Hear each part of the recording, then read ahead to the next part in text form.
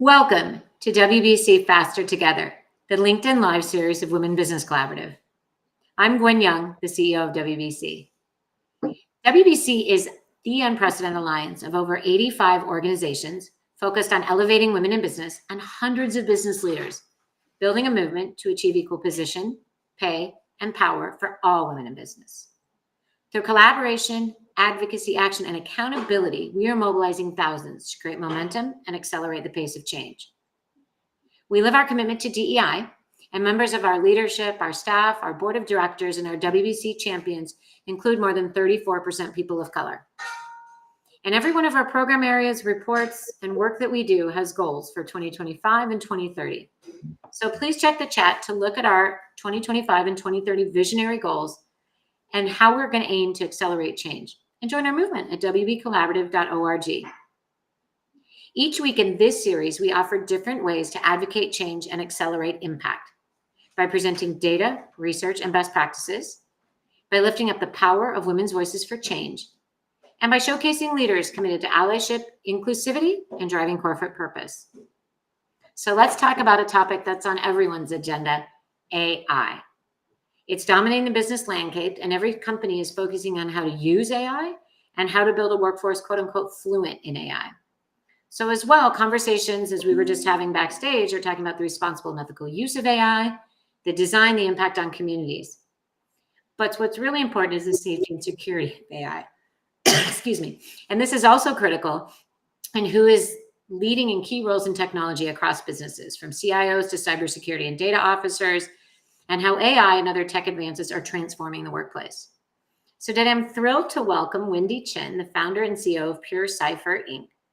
Pure Cipher is a mission-driven company building solutions to ensure AI security and thus safety. Their model is, we build AI to secure AI. Wendy, welcome. Nice to having me. Thank you very much. Thrilled to have you here, Wendy, and it's going to be a fantastic conversation. So for the audience, I want to set the stage a little bit. Why don't you talk about the mission of your company and I guess how businesses should be thinking about AI and doing business in terms of talent development, in terms of security? Sure. The mission of my company really is AI security, because AI is such an advanced technology. It moves so fast. People don't think about cybersecurity for a long time until they get attacked. But back then, technology didn't evolve as fast. So you have a little time to come back and remediate the problem. AI is such an advanced, evolve. I mean, it's continued to learn on its own. So there's really no time. You've got to do it right. And therefore, AI security, you need to think about when you deploy AI, how are you going to secure this? AI deal with two things. There's two issues I always ask people. Is your AI trained and performing inferences on authenticated data? Because fake data or tempered data, strategically faked or tempered data, could cause your AI to mistrain or misclassify something. And you wouldn't even know because it's so non-transparent. You have an input, you have an output. You do not know how that output is derived from this input. So you would not be able to tell. So you need to make sure the data is authenticated. People don't even think about that. I have people asking me, do I care? Garbage in, garbage out. What does it matter? We never had this problem before. Well, with AI, it's a big problem because we're depending on it to do a lot more things. And then the second thing is because AI or anything that we work on with computational needs, it's based on unencrypted data. So the attack surface is huge. Yes. Hacker could be in there injecting malware you don't even know about. And we know hackers is in our memory space in our environment because you're constantly hearing somebody got hacked. Oh, they've been in there for the past X months or X years, right? So they are in there. So we need to make sure we minimize attack surface. And that's why we're also looking at creating what we call artificial immune systems. So if you can ensure authenticated data, so it's good data, so you don't get data poison, and you can inoculate with your AI, then you have a better way to ensure AI security. I keep thinking about AI like a baby. And it is, because AI right now is like growing, right? It's continuing to learn. It's going to learn more and more. And so when you bring a child into the world, you want to make sure the child eats nutritious food. The child has all this inoculation to against potential viruses in the surrounding. But most importantly, you need to make sure the child lives in a nurturing environment so he grow up to be a good person. Same thing with AI. So technology can handle good food, inoculation, but the nurturing environment really boils down to business processes, government regulations to ensure that AI is deployed with a non-bias in mind, is deployed ethically, and it cannot be revenue over safety. Right now, unfortunately, it's mostly just revenue.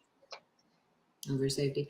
So who takes, in your experience working with it, who are the leaders in business that can look at safety and security? And then like aligned with that, like what are the requirements? Somebody needs, like, who does that become, right? Is it somebody who's had an engineering degree or a software degree? Like who are we talking about in terms of skills base? And who Well, should be right, taking steps? right now, most people who understand what I'm talking about are generally the chief security officer, the data compliance officer, and the risk officer, because they are in this space. They can see the problem. But when Absolutely. you talk to the business owners, quite often they are still not clear because most people still think, oh, I now know what AI means. AI has a name, it's called ChatGPT. No, that's not true. That's just one form of AI, right? Most people still think ChatGPT or Gemini. Well, ChatGPT has such a brand name, so most people still think AI means ChatGPT. That's not true. And so you really need to have educational background in terms of understanding risk. If you have technical background, that's even better because we're dealing with such a high technical stuff. Without a general technical STEM background, it make it so much harder for you to be leading this advanced technology. So if you're a business owner, you understand how AI works. It sets you apart from other business owners. So we did this study in 2022 where we looked at sort of the C-suite level tech positions across industries, CISOs, data officers, cybersecurity, and Women Business Collaborative's mission is equal position, pay, and power for women in business. We didn't find very many women, right? 16% in those C-suite. How are we going to get more diverse leadership into those positions? Like, what does that look like? And then maybe you and I were talking a little bit, what are those pathways, right? How do we get there? I think, first of all, I in my business have problem finding good women, good engineers. So if I can't find good engineer from the entry point, it's very hard to find a good leader. I do find more of chief marketing officer, sales, relations, not as technical, that has more women. But that's not what we're talking about. So I really think that women need to feel confident enough to say, yeah, I can do it. And we know there's a lot of women in STEM.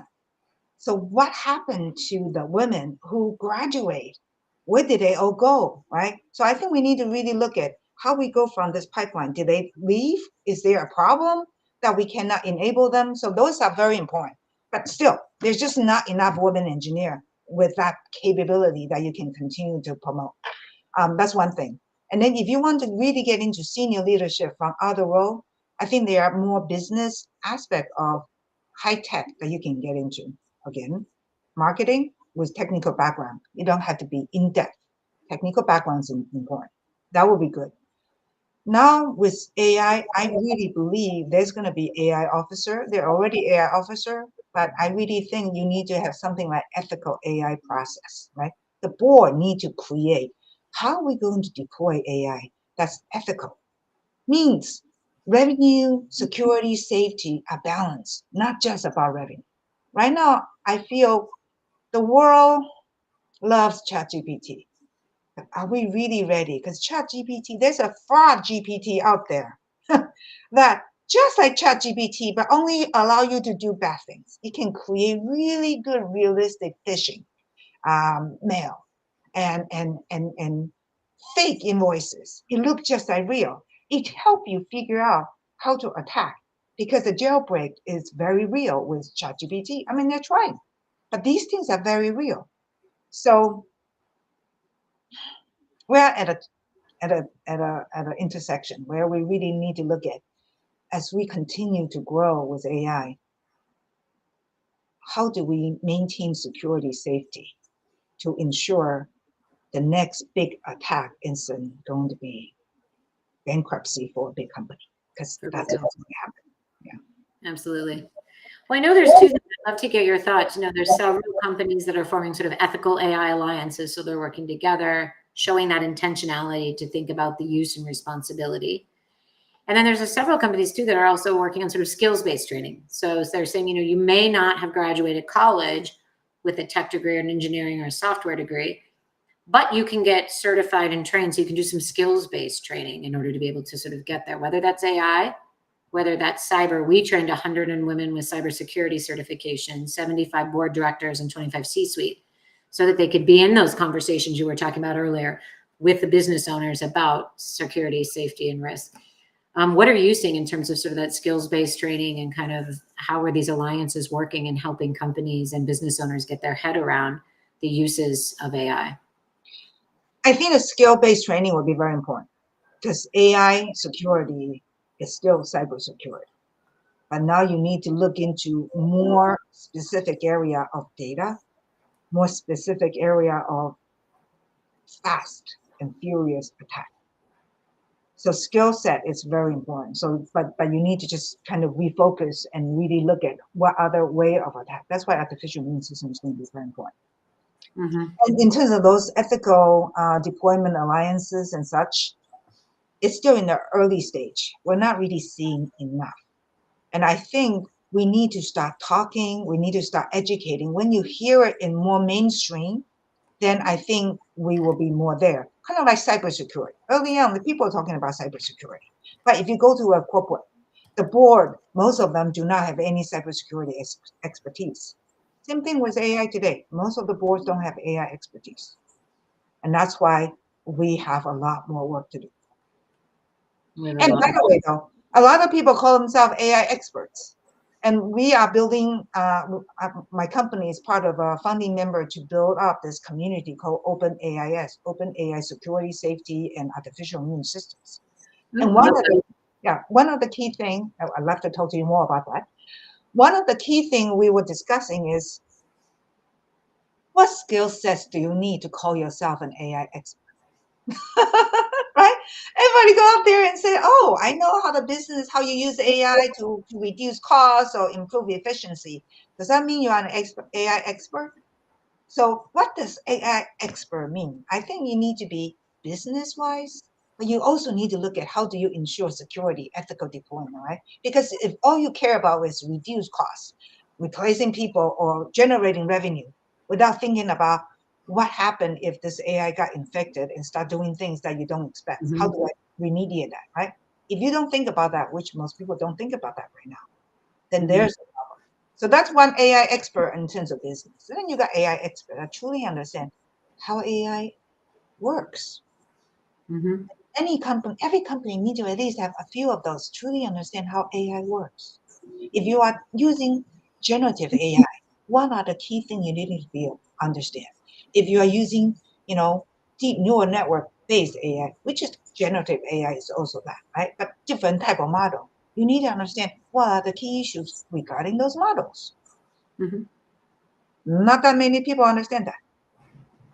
Well, we need more, right? To your point about understanding the definition of what is AI, right? We want more people understanding. We don't want people to be scared of it necessarily, but we want people to know how to learn about it, how to become expert in it, and how to think about the security, right? And so forth. So what is, if you can do a call to action, this is how we always kind of talk about what is the call to action? Like, what should companies be doing? I've heard some of it throughout this, right? Which is, business owners should be speaking with, experts in AI, or should be talking about security. But I want to hear it in your words. Like, what can a company do that says, all right, I wanted to start taking the first steps? What do they need to think about? I had this conversation with one of the board member of a large company, right? I said, what kind of processes you have in place to ensure your AI is deployed with security and safety concern and ethical deployment? They say, yes, we're thinking about that because, unfortunately, stock market, right? If you don't talk about you have AI, your stock drops. So people really have no choice. But if you're not in tech company, a lot of companies start thinking about it. So I think one of the key things, the company on the board, executive level, need to think about how do I balance revenue, efficiency versus security. And then you need to really bring your risk officer or AI office at the table and say, this is how we're going to do it. And find what AI model makes sense for you. Not all AI model, because I also have a conversation where people say, oh, we're hoarding data because we need to train AI. Why?